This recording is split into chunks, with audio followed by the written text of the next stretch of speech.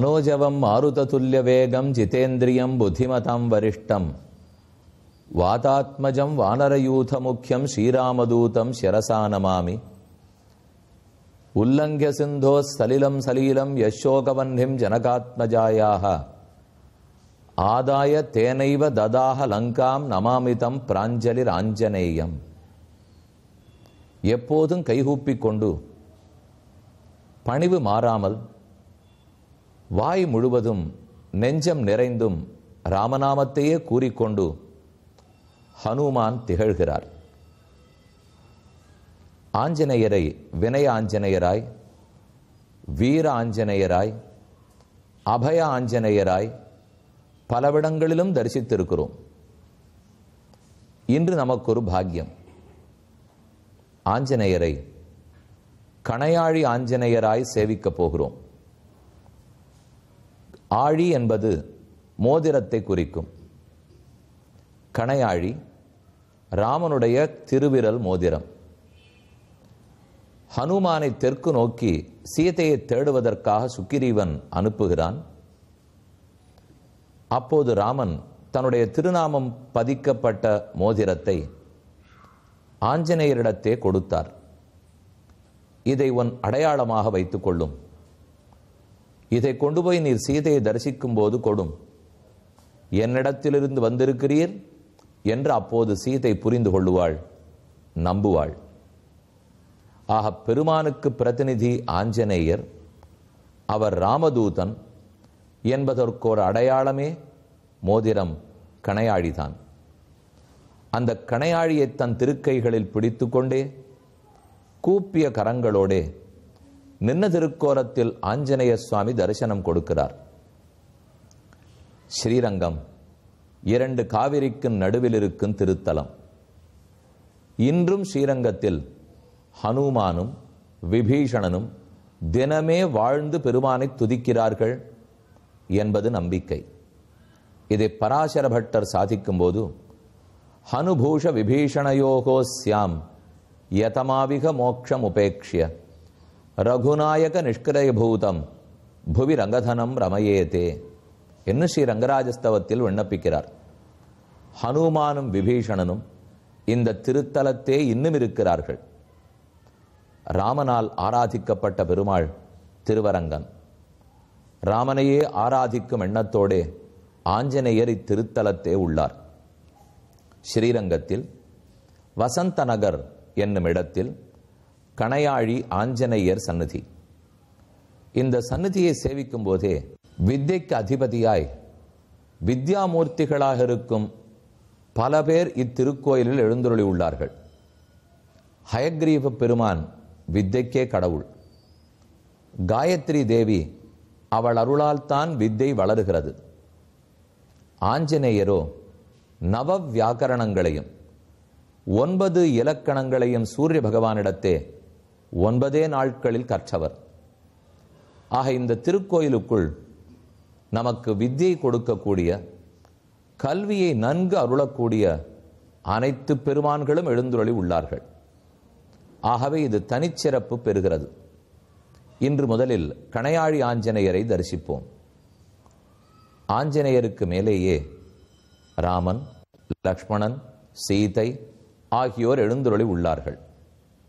அவர்கள் திருவடியில் தான் ஆஞ்சநேய சுவாமி உள்ளார். ஆஞ்சநேயருக்கு அருகில் தன்வந்திரி அமுதக் குடத்தை கையில் பற்றி கொண்டு உற்சவமூர்த்தியாக உள்ளார்.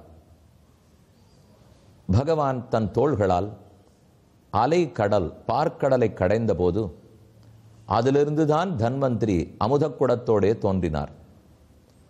அஸ்வாப்சரோ விஷசுதா விதுபாரிஜாத லக்ஷ்மியாத்மனா பரிணதோ ஜலதிர்பூவ என்று கூறத்தாழ்வான் தெரிவிக்கிறார். லக்ஷ்மி தேவி, அமுதம், தன்வந்திரி, உயர்ந்த அப்சரசுகள், ஐராவதம் என்னும் யானை, அதே போல உச்சஸ்ரவசுங்கிற குதிரை, இது அத்தனையும் கடலிலிருந்து தோன்றிச்சாம். தன்வந்திரியை வணங்க நமக்கு ஆயுள், அதைவிட ஆரோக்கியம் நீடிக்கப்படுகிறது. நன்கு கல்வி கற்க வேண்டுமானால் அதற்குரிய ஆரோக்கியம் வேணும். அதற்குத்தான் தன்வந்திரி உள்ளார். அடுத்த ஆஞ்சநேயர் நின்ன திருக்கோலத்தில் கைகளை கூப்பிக் கொண்டுள்ளார். 2 திருக்கண்களாலும் நேரே நம்மை பார்த்து அனுகிரகிக்கிறார். பல கோயில்களிலும் ஆஞ்சநேயருடைய திருமுகம் ஓர்புறம் திரும்பி இருக்கும். ஆகையால் ஒரு கண்ணால் தான் நம்மை கட்டாட்சிப்பார். ஆனால் இங்கே நேரே நம்மையே பார்க்கிறபடியால் 2 திருக்கண்களாலும் கட்டாட்சிக்கிறார். அவருடைய கூப்பிய கைக்கு மேலே கணையாழி மோதிரம் உள்ளது. இதைத்தான் சீதையினிடத்தில் கொடுத்தார். ஸ்ரீவைஷ்ணவ மரபிலே ஆஞ்சநேயரை ஆச்சாரியனாக கொண்டாடுவார்கள். ஸ்ரீ வேதாந்த தேசிகன் ஒரு ஸ்லோகத்தாலே இதை தெரிவிக்கிறார். தர்ப்போதக்ர தசேந்திரியானன மனோனக்தஞ்சராதிஷ்டிதே தேகேஸ்மின் பவசிந்துனா பரிகதே தீனாம் தசாம் ஆஸ்ரிதா அத்யத்வே ஹனுமத் சமேன குருணா பிரக்யாபிதார்த்த புமான் லங்காருத்த விதேகராஜ தனயான் நியாயேன லாலப்பியதே. ரொம்ப ஆச்சரியமான கருத்து. சீதை அசோகவனத்தில் இலங்கையில் அடைபட்டாள்.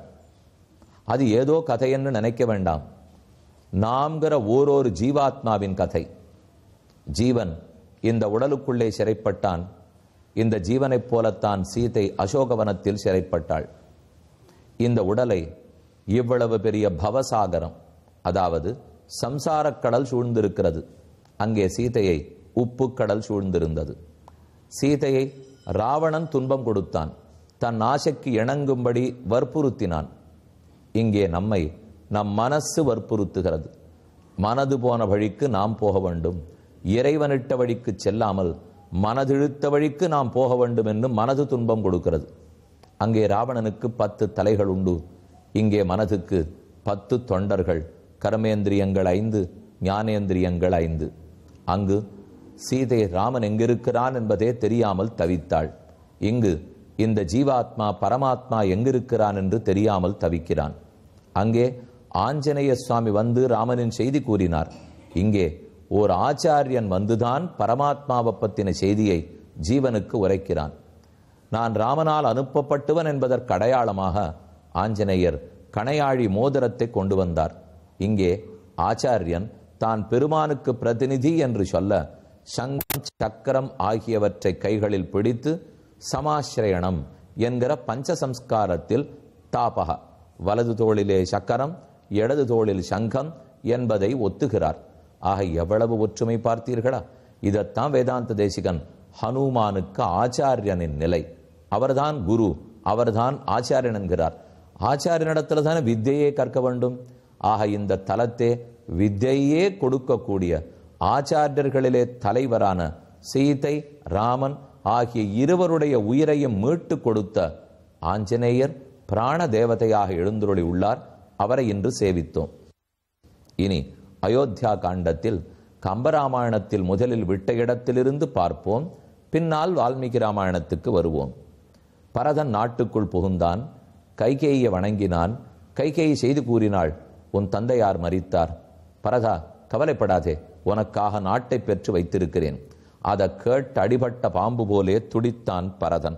வாய் ஒளி மழுங்க தன் மலர்ந்த தாமரை ஆய்மலர் நயனங்கள் அருவி சோர்தர தீயெறி செவியில் வைத்தனைய தீய சொல் நீ அலது உரை செய்ய நினைப்பரோ என்றான். தந்தை மரித்ததை போய் இவ்வளவு எளிதாக கூறுகிறாயே தாயே, நீ ஒரு தாயா? 60,000 ஆண்டு அவரோடே நீ நடத்தினாய். இப்படி அவர் மரித்ததையா சொல்லுவாய்? எழுந்தனன் ஏங்கினன் இறங்கி பின்னரும் விழுந்தனன் விம்மினன் வெய்து உயிர்த்தனன் அழிந்தனன் அரற்றினன் அரற்றி இன்னன மொழிந்தனன் பின்னரும் முருகன் செவ்வியான். அழகான கோலமுடைய பரதன் அலங்கோலமாகி போனான். அழுதான், துடித்தான், புரண்டான், எரிந்தான். ஆனால் இனி செய்தி என்ன பயன்? ராமன் இல்லை என்னும் செய்தி இன்னும் தெரியாது. தயரதன் மரணமடைந்தான் என்று மட்டும் நினைத்து அழுது கொண்டிருக்கிறான். எந்தையும் யாயும் எம் பிரானும் எம் முனும் அந்தம் இல் பெருங்குணத்து இராமன் ஆதலால் வந்தனை அவன் கடல் வைத்தபோது அலால் சிந்தை வெங்கொடும் துயர் தீர்கலாது என்றான். எனக்கு தந்தைக்கு ஒப்பானவனும் என் முன் பிறந்தவனும் குணங்களுக்கெல்லாம் இருப்பிடமும் நேர்மையே உருவானவனுமான ராமன். அவனை பார்த்தவன் திருவடிகளைத் தொட்டு வணங்கினாலே ஒழிய எனக்கேற்பட்ட தாபம் போகாது. நான் தந்தை மரித்ததைக் கண்டு துன்பப்படுகிறேன். இதற்கொரே மாற்று மருந்து ராமன் திருவடிகளை வணங்குவது. தாயே, நான் போய் ராமனை வணங்கிவிட்டு வருகிறேன் என்றான் பரதன். நடக்குமா? அடுத்து கூறுகிறார், கைகேயி ராமன் காட்டுக்கு சென்னதை சொல்லுகிறாள். அவ்வுரை கேட்டலும் அசனி ஏறு என வெவ்வுரை வல்லவள் மீட்டு கூறுவாள். தெவ்வடு சிலையினாய் தேவி தம்பி என்று இவ்விருவரோடும் காணத்தான் என்றார். கவலைப்படாத பரதா, ராமன் 14 ஆண்டு தம்பியோட காட்டுக்கேகி இருக்கிறான், திரும்ப வருவான் என்று நிதானமாக கூறினாள். பரதன் நைந்து ஏங்கி வனத்தினன் என்று அவள் செய்த மாற்றத்தை நினைத்தனன். காட்டுக்கு போனான் என்கிற சொல் காதில் பட்டவுடன் இருந்தனன் நெருப்புண்டான் என நெருப்பை காதில் கொட்டினா போலே துடித்தான். வினைத்திறம் யாதியினி விளைப்பது இன்னமும் எனைத்துள கேட்பன் துன்பம் யான் என்றான். எதற்காக ராமன் காட்டுக்கேகினான்? குற்றம் புரிந்தானா? மாற்றான் மனையை பார்த்தானா? வேறொரு பொருளை அபகரித்தானா? என்ன குற்றம் புரிந்தான்? கேட்டதற்கு அவள் கூறுகிறாள், குருக்களை இகழ்தலின் அன்று, கூறிய செருக்கினால் அன்று. குருவை இகழ்ந்ததினாலேயும் போகலையா? இல்லை. செருக்கினால் ஒருவேளை கர்வத்தாலே தவறா? இல்லை. ஒரு தெய்வத்தாலும் அன்று. அருக்கனை அணைய அவ்வரசர் கோமகன் இருக்கவே வனத்தவன் ஏகினான் என்றாள். அரசர் கோமகன் தயரது இருந்தபோதே ராமன் காட்டுக்கு ஏகினான் என்றாள். அது கேட்டு பரதன் மிகவும் சினங்கொண்டான். ரௌத்ர ரசம், நவரசங்களிலே அதீத சினத்தோடு இருப்பது ரௌத்ர ரசம். கூறுகிறான், சூடின மலர்க்கரம் சொல்லின் முன் செவி கூடின, புருவங்கள் குனித்து கூத்து நின்று ஆடின, உயிர்ப்பினோடு அழல் கொழுந்துகள் ஓடின, உமிழ்ந்தன உதிரம் கண்களே. கண்கள் நெறிந்து போய் பல்லை கடகடவென கடித்து நாக்கை கடித்து கொண்டு நெருப்பு கக்குகிறா போலே குவிந்த கரத்தோட என் செய்வதென்னே கைகளை ஒன்னுக்கொன்னு வைத்து நெறித்து கொண்டான் பரதன். துடித்தன கபோலங்கள், அவனுடைய கண்ண கதுப்புகள் துடித்தன. சுற்றும் தீச்சுடர் பொடித்தன மயிர் தொலை, அவன் தலைமையிலெல்லாம் உளம்பித்து. புகையும் போர்த்தது மடித்தது வாய், வாய் உதடுகளை அடித்து கடித்து மடித்து கொண்டான். மேலும் நெடு மழை கை மண்பக அடித்தன ஒன்றோரொன்றி அசனி அஞ்சவே. தன்னுடைய நீண்ட தடம் தோள்களோட அந்த கையெடுத்து பூமியில் அடிக்க இடி இடித்தாற் போலே அயோத்தி மாநகரமே நடுங்கித்து. கொடியவன் கோபத்தால் கொதித்த கோளரி கடியவள் தாயெனக் கருதுகின்றலன், நெடியவன் முனியும் என்று அஞ்சி நின்றனன். இடிவுறும் அணைய வெம்மொழி இயம்புவான். ராம, உன்னால் தான் இது அத்தனையும் நடந்திருக்கிறது. நீ பார்த்து காட்டு கேக மாட்டேன்னு சொல்ல வேண்டாமா? நீ என்ன சொல்லுவாயோ என்பதால் கைகேயியை கொல்லாமல் விடுகிறேன். இல்லையெனில் இப்போதே அவளை அழித்து விடுவேன். இறந்தான் தந்தை ஈந்த வரத்துக்கு இழிவு என்னா, அறந்தான் ஈது என்று அன்னவன் மைந்தன் அரசலாம் துறந்தான். தந்தை இறந்தான், தான் கொடுத்த வரம் குற்றம் என்பதை உணர்ந்த தந்தை துறந்தான், இறந்தான். தந்தை செய்தது குற்றமோ சரியோ, செய்ததை நடத்த வேண்டும் என்பதற்காக ராமன் காட்டுக்கேகினான். இனி இந்த தம்பிக்கு என்ன வேலை இருக்கிறது தெரியவில்லையே. கொன்றேன் நான் என் தந்தையை, மற்றும் கொலைவாயால் ஒன்றோ கானத்து அண்ணலை உய்த்தேன். என் தந்தையும் உன் வாய் மூலமாக கொன்றேன், என் அண்ணனையும் உன்னால் காட்டுக்கு அனுப்பிவிட்டேன். அனைத்து குற்றத்தையும் தானே ஏற்றுக்கொள்ளுகிறான். கௌசலையிடத்தே சென்றான், வணங்கினான். முதலில் கௌசலை சந்தேகப்பட்டாள். ஆனால் பரதன் அனைத்தும் சூளுரைக்கிறான். நான் அனுப்பி ராமன் காட்டு கேகவில்லை, திரும்ப திரும்ப கூறுகிறேன், என்ன நம்பு என்று சொல்ல சொல்ல கௌசல்லையின் நம்பினாள். அணைத்து கொண்டு முன்னையினும் குல முதலுள்ளோர்கள் தாம் நின்னை யாவரே நிகர்க்கும் நீர்மையார் மன்னர் மன்னவா என்று வாழ்த்தினாள். உன்ன உன்ன நைந்து உருகி விம்முவாள். அவள் உருகி போய் நெஞ்சு கொதிக்க பொறும பரதனை அணைத்து கொண்டு, பரதா, எத்தனையோ அரசர்களை பற்றி கேட்டிருக்கிறேன். அம்பரீஷன், மாந்தாதா, திலீபன், ஏன் கட்வாங்கன், ககுத்ஸ்தன், இக்ஷ்வாகு, மனு எல்லாம் உன் முன்னோர்கள். அந்த முன்னோர்கள் அனைவரையும் நீ வென்று விட்டாய். 1000 பேர் சேர்ந்தாலும் உனக்கு சமமான அரசன் கிட்டமாட்டான் என்று சொல்ல மூச்சு விட்டான் பரதன். மேலே நடந்ததை கேட்போம். இந்நிகழ்ச்சி ஸ்ரீராமனின் அருளமுதமாக வழங்கப்பட்டது.